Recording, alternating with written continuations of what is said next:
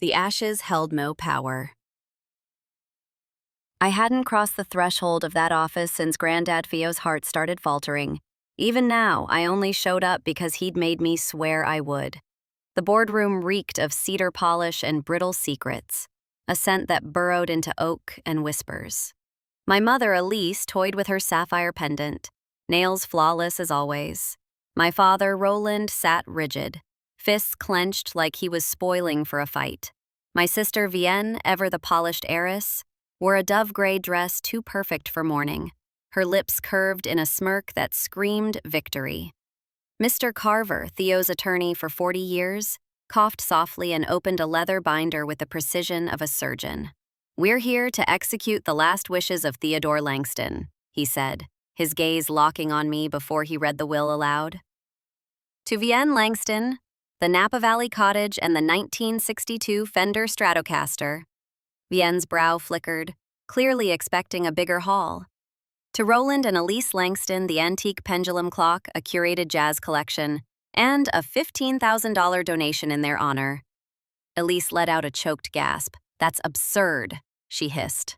Carver didn't blink. He turned the page. "To Alara Langston, my granddaughter, my anchor, I bequeath my entire financial estate, valued at $42,317,000. The room froze. Roland's voice sliced through. "What?" Vienne's eyes narrowed. Elise shot to her feet, cheeks blazing. "She walked away. She gets nothing." Carver pressed on, unfazed. "This will was signed, notarized, and filed by Theodore Langston 3 months before his passing." They didn't hear the rest. Roland lunged, snatching the check. Carver slid toward me, holding it like evidence of a crime. "You think this erases what you did?" Before I could speak, he struck a match. The check withered into ash. Haka photo. Elise grabbed the envelope in my hands, shredding it until Theo's script was confetti. "This is what traitors get," she spat. I didn't flinch, I didn't plead, I just smiled. A cold, steady smile. Because what they burned was a mirage. Tucked inside my jacket was the real envelope, safe and waiting. My last real talk with Roland ended with him growling, "Leave and you're done here." I was 18, rejecting his Ivy League finance track for a tiny art school in Vermont to study illustration. He called it a pipe dream with a paintbrush. Elise didn't argue. She just stood behind him, her face a mask of disappointment. A month later, I came home for Christmas to find my room gutted. Bed gone, easel vanished, even the shelf where Theo hid his notes for me. In their place, a sterile love seat, a fake fern, and a generic sailboat print. The doorplate now read, "Guest Suite." Vienne breezed past, smirking. "Don't sulk, Alara. They didn't disown me outright. It was gradual. Missed calls, forgotten birthdays, then the tuition payment stopped. When I called, Elise sighed. "You chose freedom, darling. Live it." I'd have been evicted if Theo hadn't wired the rent 2 days later, no strings attached. After that, his checks arrived quietly, just enough to keep me afloat, paired with letters in his spidery hand. He never judged my choices. He never begged me to return. Each word carried weight. He saw me. His final letter, 3 weeks before he died, read, "Endurance is your first victory." I kept it in my pocket through every rejection, every lonely holiday. Every night I swore I was fine. At home I kicked off my boots, legs shaky from holding steady too long. I pulled the envelope Theo had given me weeks before his death, handed over in a dimly lit diner, wrapped in a napkin like a talisman. "Don't open it," he'd said. "Unless they destroy it." They had. I broke the seal. Inside was a check, identical to the one they'd torched, marked non-negotiable copy. On the back, a USB drive and a note in Theo's blocky script. "Let them burn it, then unlock the truth." I plugged in the drive. No password, just a folder labeled Legacy. Inside, a PDF of a trust transfer, signed and filed through an unfamiliar firm. The account number ended in Theo's birth date, reversed. The funds were real, transferred weeks ago. The check they burned? A decoy, a trap. The next morning, my bank app glitched. Account not found. My card was declined. The bank rep's voice wavered. "Your account's listed as inactive. Deceased, actually. Certified 2 weeks ago." My pulse hammered. The DMV confirmed it. "Alara Langston, legally deceased. Death certificate filed. You'll need to appeal. It could take months. I stumbled outside, the world tilting. Across the street, a woman watched, her face half hidden by a navy scarf Elise once swore she'd misplaced. She didn't move. I slipped into the crowd, heart racing, and she vanished. Back home, I spread Theo's letters across the table. This wasn't just disinheritance. It was erasure, meticulous and cold, and someone was ensuring it stuck. I opened the USB again, staring at the legacy folder. The next move was there. The brass key Theo gave me at 17 gleamed in its velvet pouch. For when you're ready to claim your name, he'd said. That time was now. Langston Vaults was a discreet office nestled between a cigar shop and a shuttered deli. The clerk didn't blink at the key, just led me to a chilled room of steel drawers. Box 23.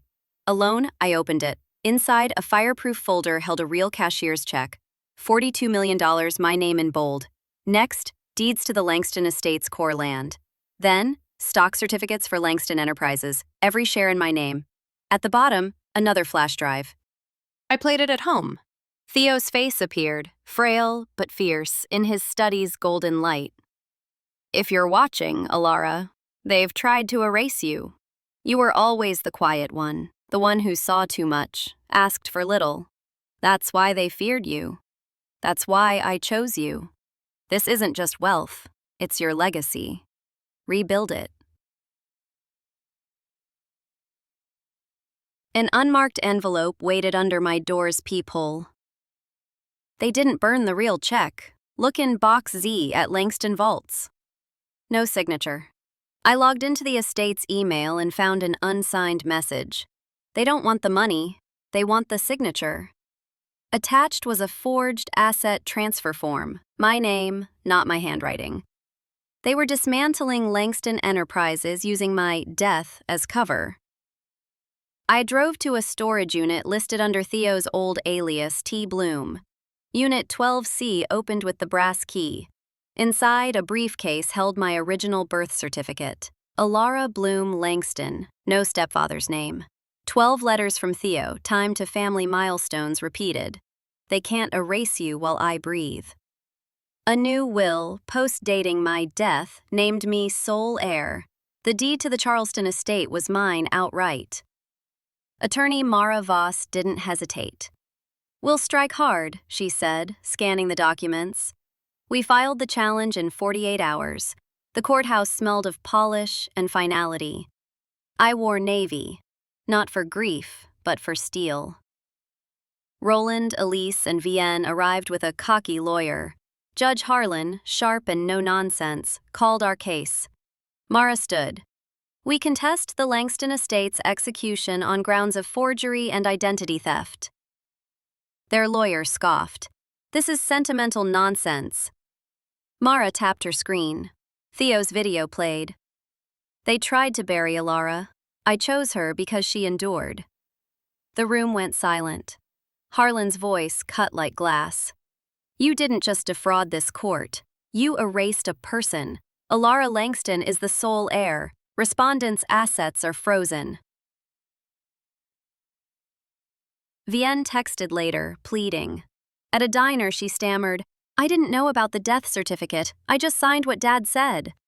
I recorded silently. I thought you'd stay gone, she admitted. I left without a word. On the courthouse steps, I held the Charleston deed and snapped a photo. Caption, they burned the decoy. I hold the roots. My new studio, a cramped loft with raw brick walls, waited. Inside, Theo's final envelope was a sketch of the space, a half-filled business license, and a note. Build what they can't destroy. I sat on the bare floor, the past settling like ash. This wasn't vengeance. It was a foundation, and I was ready to rise.